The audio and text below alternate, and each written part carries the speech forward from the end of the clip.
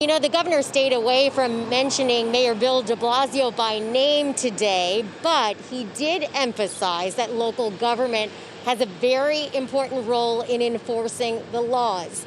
And we talked to a few bar owners and restaurant managers, and they tell us that they noticed more officers on the streets the past couple of days.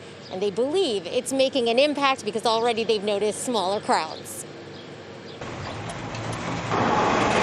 As New York City entered into its much anticipated phase 1 of reopening after 100 days in lockdown, days later, this was not the image Governor Cuomo wanted to see. This scene, unfortunately, was not exclusive to just one neighborhood in New York City. Suffering businesses, in particular restaurants and bars, were relieved to recoup some losses after the city permitted the sale of curbside drinks and food. But that was never meant to turn into what resembled more of a block party. People send me texts and videos and pictures, and they were sending me texts and videos of particular restaurants and bars at particular times. Stern warnings from the governor and even phone calls directly from him to offending businesses and threats to take away their liquor licenses appeared to do the trick. For now.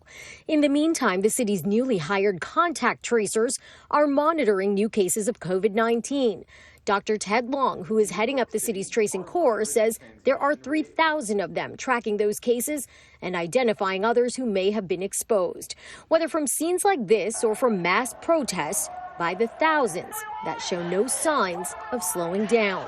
So far, what we're seeing is the current trajectory of coronavirus is stable right now. Our program exists to keep it that way as the city reopens. Dr. Long says he's encouraging New Yorkers to stay on course, wear your masks, and stay distant to keep reopening on track and prevent any derailing of our progress. And on that point, the governor saying he will authorize steps back if he has to. Local governments have the primary responsibility for enforcement.